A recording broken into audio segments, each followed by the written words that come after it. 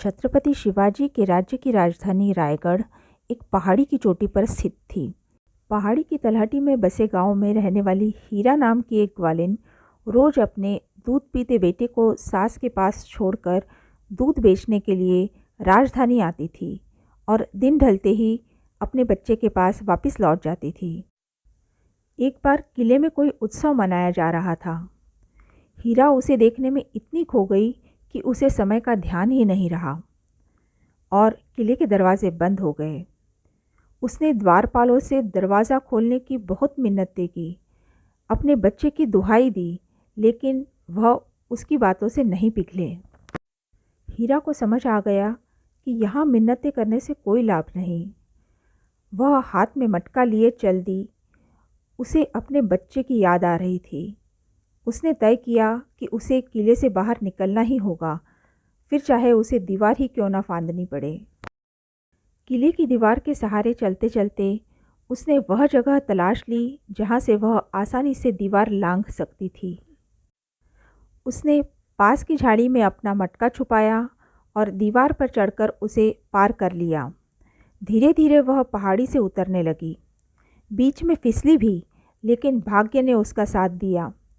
वह एक झाड़ी में अटक गई और फिर संभल कर पहाड़ी से उतर गई। अगले दिन पुनः वह दूध लेकर दरवाजे पर पहुंची। द्वारपालों ने उसको दरवाजे पर खड़ा देखा तो वे चौंक गए। उन्होंने सोचा कि यह ज़रूर किसी गुप्त रास्ते से गई होगी। वे उसे शिवाजी के पास ले गए। सारी बातें सुनने के बाद शिवाजी उससे बोले, मुझे उस जगह ले चलो जहाँ से तुम उतरी थी। वह उन्हें वहाँ ले गई। शिवाजी ने उससे फिर से नीचे उतरने के लिए कहा। वह दीवार पर चढ़ गई, लेकिन नीचे उतरने के लिए जैसे ही उसने नीचे झांका, गहराई देखकर वह डर के मारे कांप गई। उसने नीचे उतरने से मना कर दिया। शिवाजी बोले, तुम रात को तो उतर गई थी, अब क्यों नहीं उतर सकती? महाराज, कल मेरी नज़रों के सामने सिर्फ मेरे बच्चे का चेहरा था।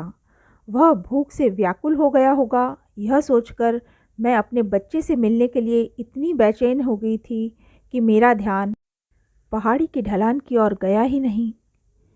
शिवाजी उसकी बात से संतुष्ट हो गए। उन्होंने उस बहादुर माँ को पुरस्कार दिया और उस जगह पर चौकसी बढ़ाने के लिए एक बुर्ज बनवा दिया, जिसका नाम उन्होंने हीरा बुर्ज रखा, जो आज भी रायगढ़ में मौजूद है। तो देखा आपने, यदि अपना ध्यान लक्ष्य पर केंद्रित हो तो रास्ते की कठिनाइयाँ पार की जा सकती है। अपने बच्चे से मिलने की ललक ने हीरा को कठिन से कठिन रास्ते को पार करने की शक्ति दी। भाग्य ने भी उसका साथ दिया। इसी तरह आप भी यदि अपने लक्ष्य की प्राप्ति के लिए तन्मयता से लगे रहेंगे तो अवश्य ही उसे प्राप्त कर पाएंगे।